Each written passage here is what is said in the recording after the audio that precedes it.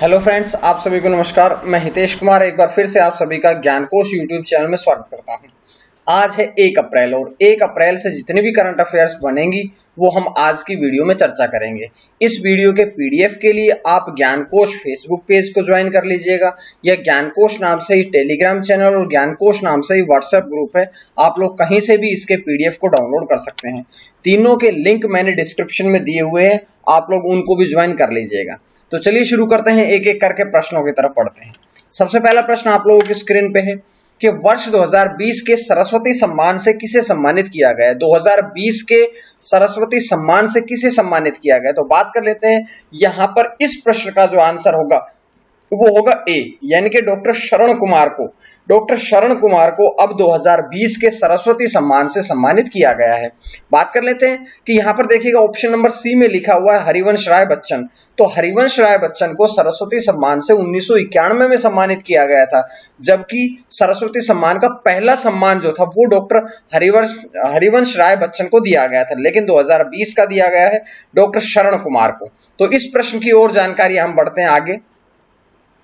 बात कर लेते हैं कि जो डॉक्टर शरण कुमार हैं वे मराठी लेखक है। डॉक्टर शरण कुमार लिंबाले जो है वे मराठी लेखक है, जिन्हें 2018 में उनकी रचना प्रकाशित हुई थी जिनका नाम था सनातन। इसके लिए उन्हें पुरस्कृत किया गया है। तो ये बात थी यहां से, लेकिन सरस्वती सम्मान से जानकारी अभी हम पढ़ते हैं। जैसे जैसे बात कर लेते हैं कि जो सरस्वती सम्मान है किसके द्वारा दिया जाता है, ये के बिड़ला फाउंडेशन के द्वारा दिया जाता है। और कब से शुरू किया गया था, तो इस पुरस्कार की शुरुआत जो है वो 1991 में करी गई थी। इस पुरस्कार के लिए कितनी पुरस्कार राशि होती है, तो 15 लाख रुपए जो है वो इस पुरस्कार की पुरस्कार राशि मानी जाती है, दी जाती है, प्रदान की जाती है। इसके बाद बढ़ते हैं कि ये जो सरस्वती सम्मान है ये देश का सबसे प्रतिष्ठित और सर्वोच्च साहित्य पुरस्कार के रूप में जाना जाता है। तो ये बात आप लोगों ने जरूर पढ़नी है। और जैसा कि मैं पहले बता चुका हूं कि सरस्वती सम्मान के पहले विजेता कौन है, तो हरिवंश राय बच्चन, जिन्हें 1991 में इस पुरस्कार से सम्मानित किया गया था। तो इस प्रकार से पूरी जानकारी, इस प्रश्न की जानकारियां, साथ में हमने उससे संबंधित जीके भी पढ़ ली है। तो इसी प्रकार से आप लोगों ने करंट अफेयर्स तैयार करनी है ताकि आपका कोई भी प्रश्न छूट ना सके। उसके बाद बढ़ते हैं दूसरे प्रश्न की तरफ। दूसरे प्रश्न बढ़ने से पहले मैं आपसे छोटी सी जानकारी और दे देता हूं कि अब हमारी ज्ञानकोश ऐप आ चुकी है। आप ज्ञानकोश ऐप को डाउनलोड कर लीजिएगा प्ले स्टोर से। इसका जो लिंक है वो भी डिस्क्रिप्शन में दिया हुआ है, ताकि आप लोगों को और भी फ्री क्लासेस मिल सके। तो इसके लिए पीडीएफ के लिए, फ्री क्लासेस के लिए, नोट्स के लिए आप ज्ञानकोश ऐप को भी डाउनलोड कर लीजिएगा, जिसका डिस्क्रिप्शन में लिंक दिया हुआ है। उसके बाद बढ़ते हैं दूसरे प्रश्न की तरफ। दूसरा प्रश्न है कि किस बैंक द्वारा यूएनआई कार्बन कार्ड लॉन्च किया गया। यूएनआई कार्बन कार्ड जो है वो किस बैंक के द्वारा लॉन्च किया गया है, तो ये किस बैंक के द्वारा लॉन्च किया गया है, ये लॉन्च किया गया है यूनियन बैंक ऑफ इंडिया के द्वारा। यूनियन बैंक ऑफ इंडिया, यानी कि इस प्रश्न का जो आंसर है वो डी ऑप्शन सही होगा। तो अब यूनियन बैंक ऑफ इंडिया ने यूएनआई कार्बन कार्ड लॉन्च किया गया। यहां से देखिएगा यूएनआई का मतलब ही है यूनियन बैंक ऑफ इंडिया, तो यहां से भी आप इस प्रश्न को समझ सकते हैं, याद रख सकते हैं। तो इस प्रकार से देखिएगा इस प्रश्न का आंसर जो हुआ वो ऑप्शन 4 हुआ, ऑप्शन डी हुआ।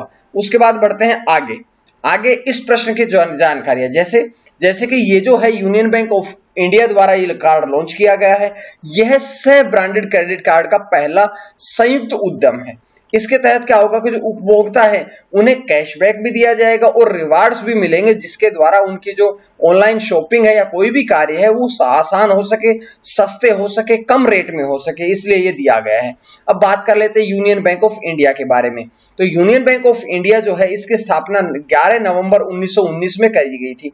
मुख्यालय कहां पे है, तो इस बैंक का जो मुख्यालय है वो मुंबई महाराष्ट्र में है। बात कर लेते हैं कि इसके सीईओ कौन है, तो सीईओ इसके राजकिरण राय जो है वे यूनियन बैंक ऑफ इंडिया के वर्तमान में सीईओ यानी कि मुख्य कार्यकारी अधिकारी है। और अगर आपसे पूछा जाए एग्जाम में, क्योंकि इस प्रकार के प्रश्न आपके एग्जाम में बनते हैं कि यूनियन बैंक ऑफ इंडिया की टैगलाइन क्या है, तो इसकी टैगलाइन है good people to bank with. तो इस प्रकार से देखिएगा जानकारी पूरी हमने पढ़ी है। उसके बाद अगला प्रश्न क्या है कि सैन्य अभ्यास वज्र प्रहार नामक एक सैन्य अभ्यास के 11वें संस्करण का आयोजन कहां पर किया गया। तो पहली बात ये देखिएगा कि वज्र प्रहार क्या है, ये एक सैन्य अभ्यास है। दूसरी बात ये पढ़ी कि इसका कौन से संस्करण का आयोजन हुआ है, तो 11वें संस्करण का अब आयोजन हुआ है।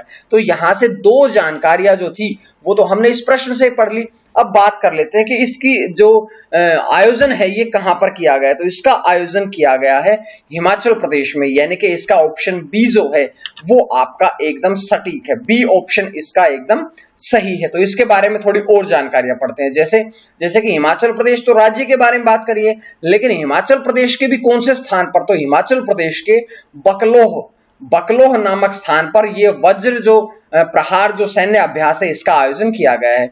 कौन कौन सी देश की सेनाओं के बीच में, तो भारत और अमेरिका की सेनाओं के बीच में, यानी कि भारत और अमेरिका दोनों सेनाओं ने मिलकर के अब वज्र प्रहार के 11वें संस्करण का आयोजन हिमाचल प्रदेश के बकलोह में किया है।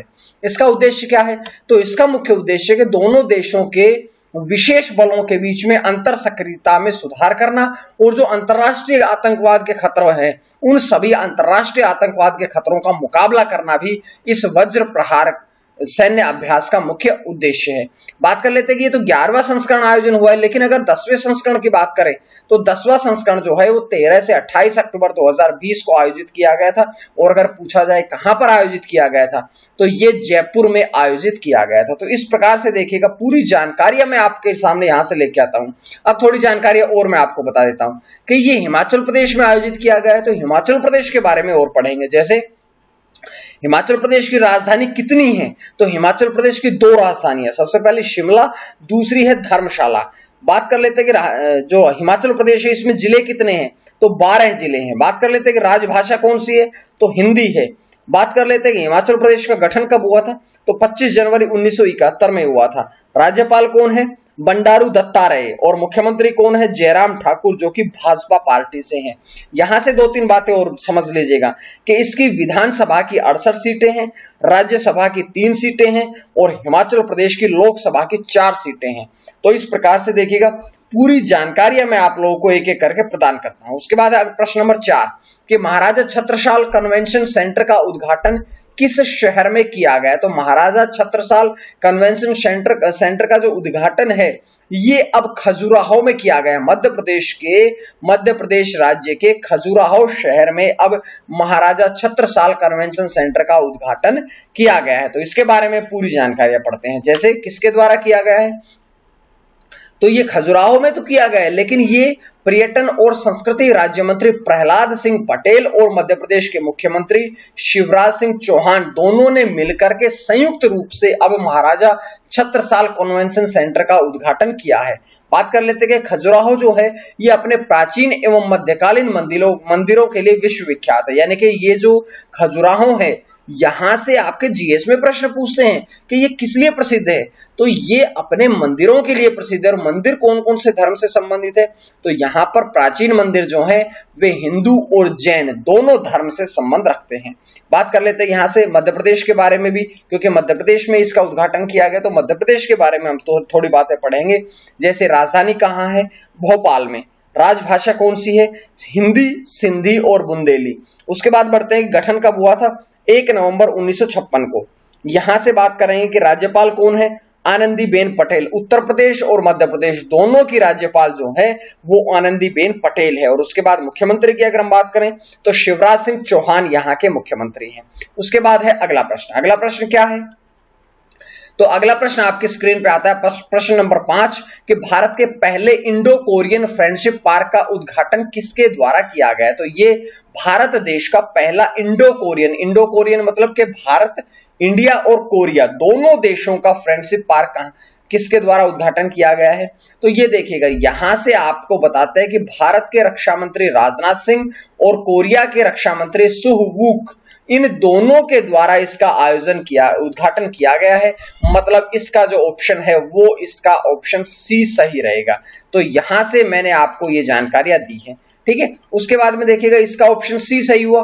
तो उसके बाद में भी प्रश्न से जानकारियां मिलती है, जैसे जैसे कि आयोजन कहां पर किया गया, इसका आयोजन स्थल कौन सा था, इसका उद्घाटन स्थल कौन सा था, तो इसका उद्घाटन स्थल था दिल्ली छावनी। दिल्ली छावनी में इसका उद्घाटन किया गया है। देखिएगा ये आपको फोटो में भी आप देख सकते हैं।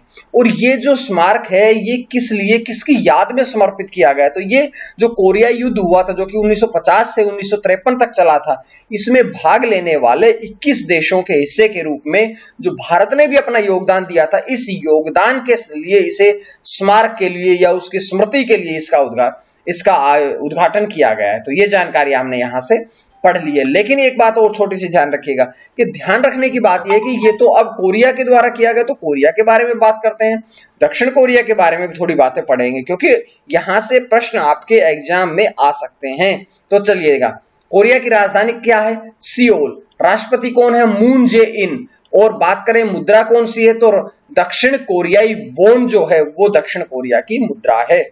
उसके पश्चात आज का प्रश्न क्या है कि किसके द्वारा ट्राइबल टीबी इनिशिएटिव शुरू किया गया। तो 4 ऑप्शन आप लोगों के पास, आपने जो सटीक आंसर होगा वो आपने कमेंट बॉक्स में देना है ताकि आप लोगों को अपना भी साथ साथ में मूल्यांकन कर सकें। उसके बाद मैंने आपसे पिछले वीडियो में जो प्रश्न पूछा था उस पर चर्चा कर लेते हैं। तो पिछली वीडियो में मैंने जो आपसे प्रश्न पूछा था वो ये पूछा था कि फुटबॉल आई लीग खिताब किसने जीता है। तो बिल्कुल आप लोगों का सही जवाब आया है गोकुलम केरल। गोकुलम केरल ने अब TRAU को हरा करके गोकुलम केरल ने फुटबॉल आई लीग खिताब जो है ये जीता है।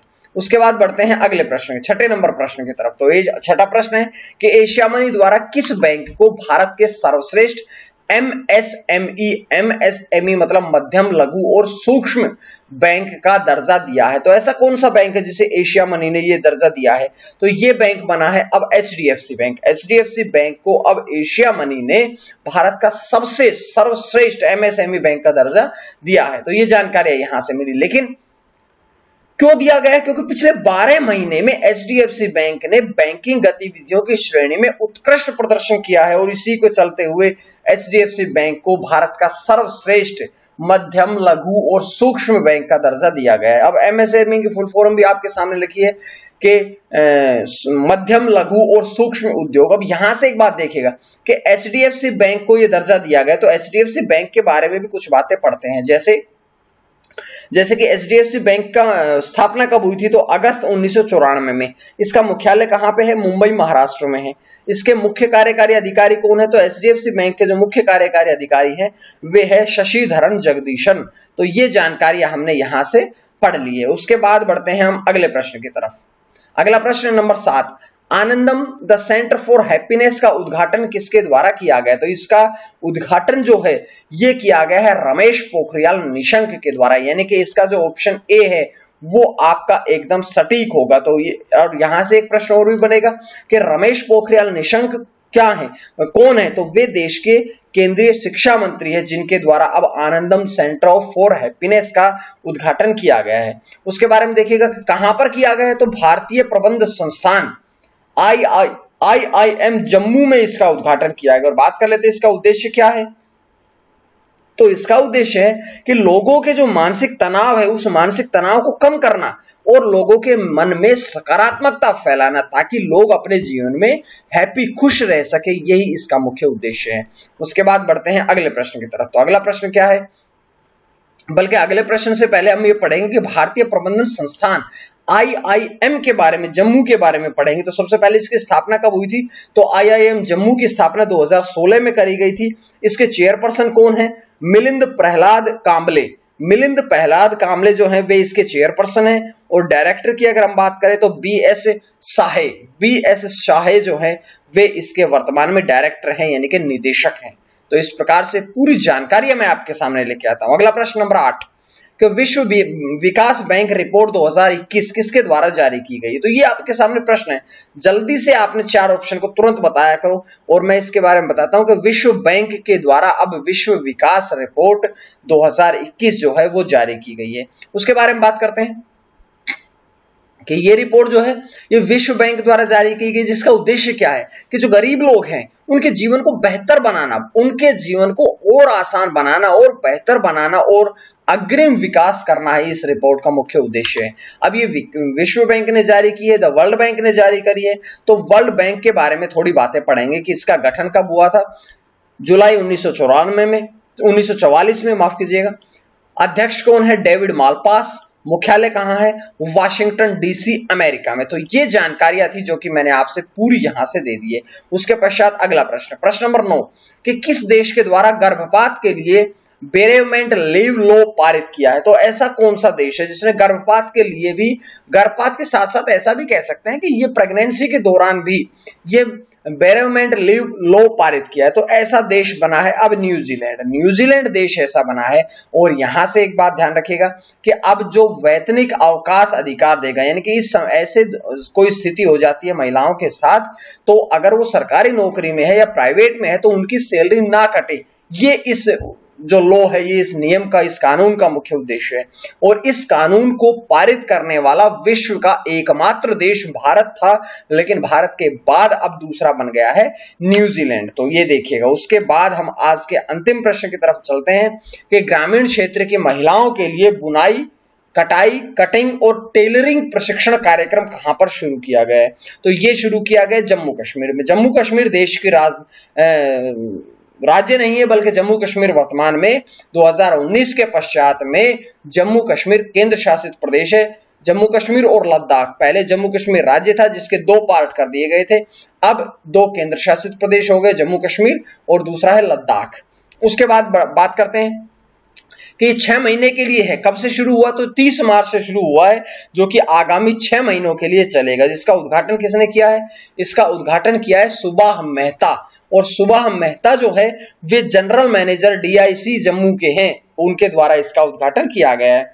बात कर लेते हैं कि जो प्रधानमंत्री रोजगार सृजन कार्यक्रम है, इसके तहत ऋण भी प्रदान किया जाएगा। ठीक है, तो इस प्रकार से मैंने पूरी जानकारी आपके सामने रखी है और उम्मीद है आपको पसंद आई होगी। और पसंद आई तो आप ज्ञानकोश YouTube चैनल को सब्सक्राइब कर लीजिएगा। साथ साथ में PDF के लिए आप ज्ञानकोश Facebook पेज से जुड़े, ज्ञानकोश टेलीग्राम चैनल से जुड़े, ज्ञानकोश WhatsApp ग्रुप से जुड़े या ज्ञानकोश ऐप को भी डाउनलोड कर लीजिएगा ताकि आपको फ्री क्लासेस मिलती रहें। चारों के जो लिंक है वो मैंने डिस्क्रिप्शन बॉक्स में डाले हुए हैं, आप तुरंत उन्हें ज्वाइन करिएगा। आज के लिए इतना ही। मां सरस्वती की कृपा आप सभी पर बनी रहे। आप सभी का बहुत बहुत धन्यवाद।